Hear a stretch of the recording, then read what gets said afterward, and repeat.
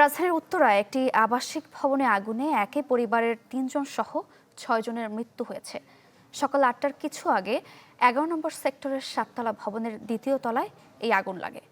আগুনের লেলিহান শিখা ও ধোঁয়া দেখা যায় ভবনটির ২টি ফ্লোরে। আতঙ্ক ছড়িয়ে পড়ে আশেপাশে। খবর পেয়ে ঘটনাস্থলে যায় ফায়ার সার্ভিসের ২টি ইউনিট। আগুন নেভানোর পর ৩ জনের মরদেহ উদ্ধার করা হয়। আহত ১৩ জনকে নেওয়া হয় হাসপাতালে। চিকিৎসাধীন অবস্থায় মৃত্যু হয় আরও ৩ জনের। মারা যাওয়া ৬ জনের মধ্যে রিশান নামে ২.৫ বছর বয়সী এক শিশু আছে। আগুন লাগার কারণ এখনও জানায়নি ফায়ার সার্ভিস।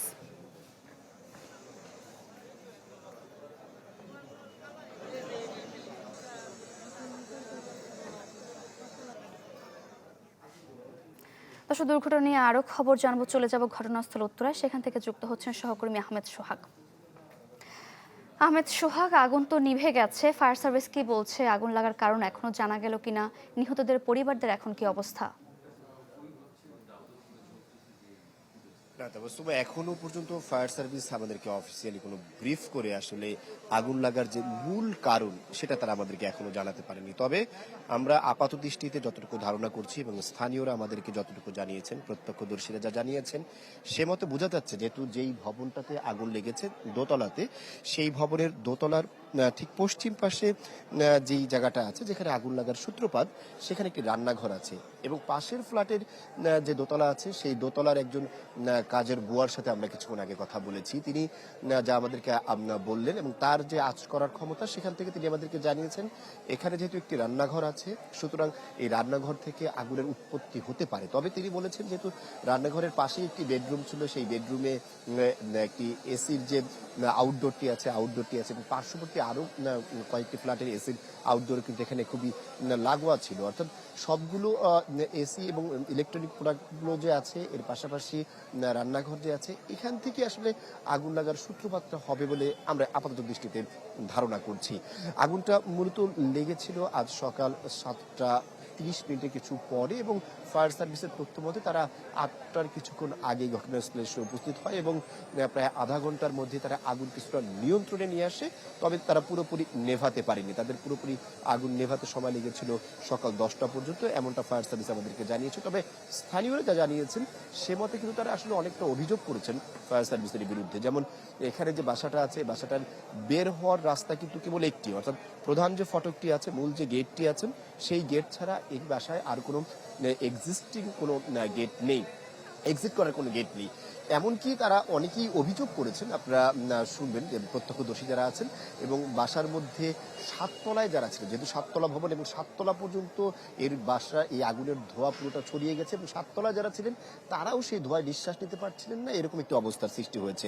তারা আমাদেরকে জানিয়েছেন যেহেতু বাসার মালিক, এই বাসার যে ছাদে প্রবেশের যে গেটটি আছে, সেই ছাদের প্রবেশ গেটটি তারা বন্ধ করে রাখে, সবসময় তালা মেরে রাখে, যার ফলে তারা আসলে ছাদে যেতে পারেনি। এবং তারা ধারণা করছেন যদি তারা সঠিক সময়ে ছাদটা খোলা থাকতো এবং অথবা কারো কাছে ছাদের চাবি থাকতো, তাহলে তারা আরেকটু দ্রুততম সময়ের মধ্যে ছাদে যেতে পারতো। এবং ছাদে গেলে যেহেতু পার্শ্ববর্তী আরেকটি ভবন 7তলা আছে এবং আরেকটি ভবন 5তলা আছে, দুটো ভবনের যে কোনো একটি ভবনের ছাদে কিন্তু তারা যেতে পারতো। আমরা এই পাশের ফ্ল্যাটে, পূর্ব পাশের যে ফ্ল্যাটটি আছে, সেই ফ্ল্যাটের দোতলার একজন বাসিন্দার সাথে কথা বলেছি। তিনিও আমাদেরকে জানিয়েছিলেন আসলে ফায়ার সার্ভিস আসার পরে ফায়ার সার্ভিস স্থানীয়দের কাছ থেকে এবং পাশের বাসার যে সমস্ত লোকজন আছে তাদের কাছ থেকে আসলে হাতুড়ি খুঁজতেছিলেন গ্রিল ভাঙার জন্য।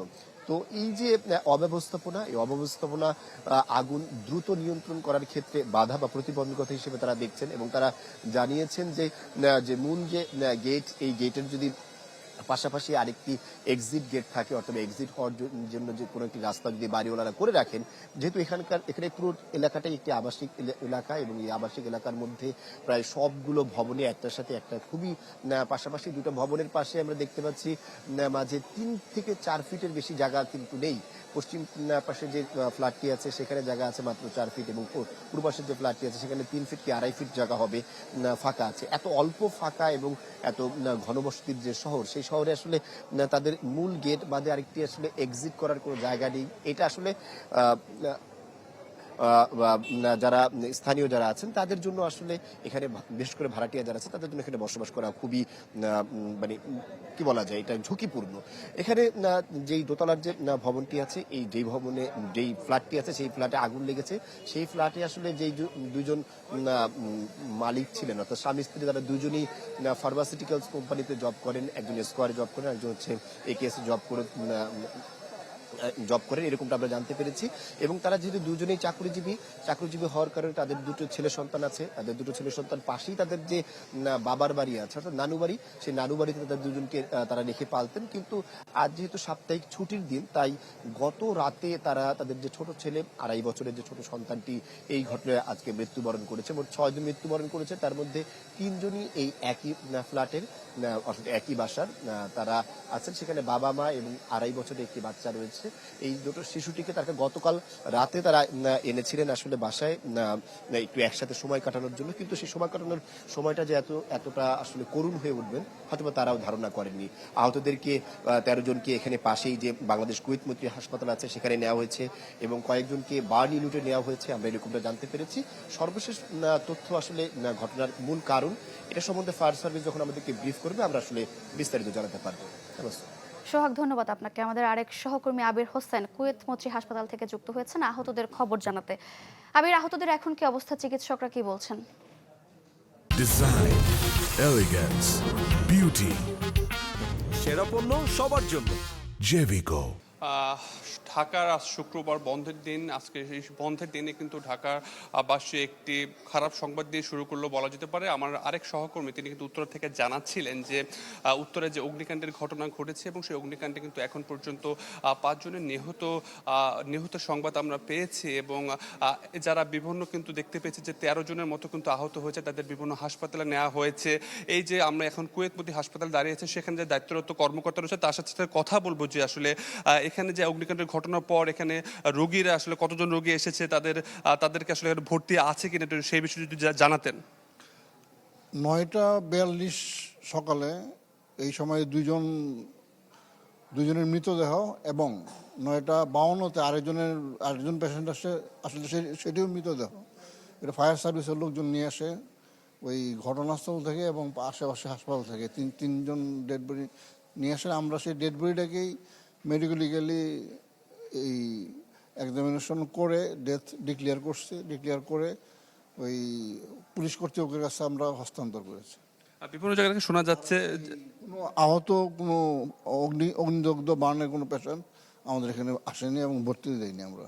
শুনছিলেন আসলে যে কর্মরত ডাক্তার রয়েছে ইমার্জেন্সি বিভাগে, তিনি জানাচ্ছিলেন যে যারা আসলে আহত হয়েছে কিন্তু কোনো আহত কাউকে কিন্তু এই যে ইমার্জেন্সি বিভাগে কিন্তু আনা হয়নি কুয়েত মৈত্রী হাসপাতালে। তবে তিনি যেটি জানাচ্ছিলেন সেটি হলো এখানে 3 জনকে কিন্তু আনা হয়েছিল যাদের অবস্থা গুরুতর ছিল এবং এখানে কিন্তু তাদের মৃত ঘোষণা করা হয়েছে এবং এখান থেকে কিন্তু তাদের নিয়ে যাওয়া হয়েছে। এখানে কিন্তু আপাতত কোনো রোগী ভর্তি নেই, তবে বিভিন্ন হাসপাতালে কিন্তু যারা আহত হয়েছে তাদের কিন্তু নিয়ে যাওয়া হয়েছে। এবং আপনাদের কিন্তু তথ্য দিয়ে যেতে চাই যে ফায়ার সার্ভিসের যে পরিসংখ্যান, সেই পরিসংখ্যান বলছে 2025 সালে যে রিপোর্ট, সেই রিপোর্ট অনুযায়ী তারা বলছে যে গত 1 বছরে কিন্তু ঢাকা শহরে পুরো বাংলাদেশে প্রায় 26,000-এর বেশি কিন্তু অগ্নিকাণ্ডের ঘটনা ঘটেছে এবং এই অগ্নিকাণ্ডের ভিতরে কিন্তু তাদের যে পরিসংখ্যান, সেই পরিসংখ্যান অনুযায়ী বসত বাড়িতে কিন্তু সবচেয়ে বেশি অগ্নিকাণ্ডের ঘটনা ঘটেছে, যেটি 7,000-এর বেশি। মানে আপনি যদি শতাংশ হিসাব করি তবে 25% বেশি কিন্তু অগ্নিকাণ্ড বাসায় লেগেছে। এবং আজকে যে অগ্নিকাণ্ডের ঘটনা উত্তরাতে ঘটেছে সেটি কিন্তু